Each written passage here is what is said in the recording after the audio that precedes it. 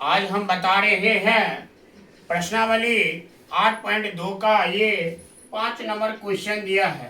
कह रहा है कि गुणनफल ज्ञात कीजिए।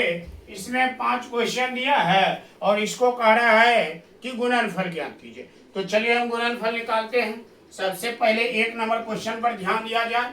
यहाँ देखिए 3 टर्म में दिया है 1 2 3। इन तीनों को आपस में क्या करना है, हमको गुना करना है। तो यहाँ लिखिए एक्स वाई गुना वाई जेड गुना जेड एक्स। अब यहाँ गुना करेंगे तो ध्यान दीजिए, यहाँ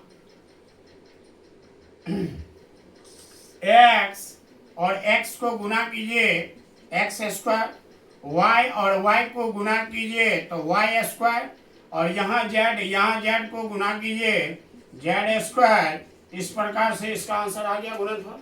अब 2 नंबर क्वेश्चन देखिए, a गुने माइनस ए स्क्वायर गुने ए क्यूब। अब क्या करना है, हमको तीनों को आपस में गुना करना है।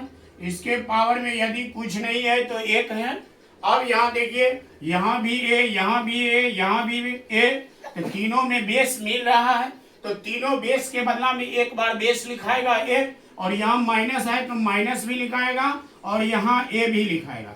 अब यहाँ गुना में है तो बेस समान है तो पावर क्या होगा, गुना में है तो जुड़ेगा, अब भागा में रहता है तो घटता है। तो यहाँ आप जोड़ दीजिए 1 और 2 3 और 3 कितना हो गया 6, यानी कि -1 के पावर 6 इसका आंसर आ गया। 3 नंबर क्वेश्चन में आइए, वहां दिया है 2 गुने 4y गुने 8y स्क्वायर गुने 16y क्यूब। अब ध्यान दीजिए, यहाँ 8 दूनी 16 और 16 को गुना कीजिएगा तो 256 आएगा आपको। इसको गुना कीजिए, इतना हुआ।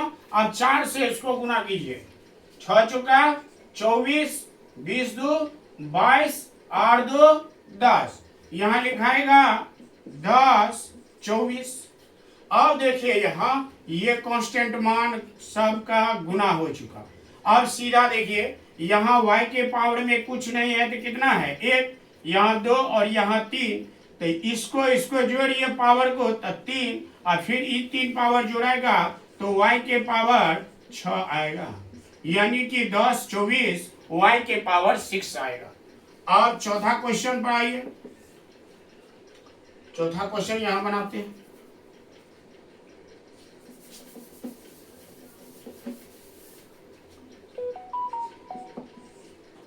लिखिए a गुने 2b गुने 3c गुने 6abc।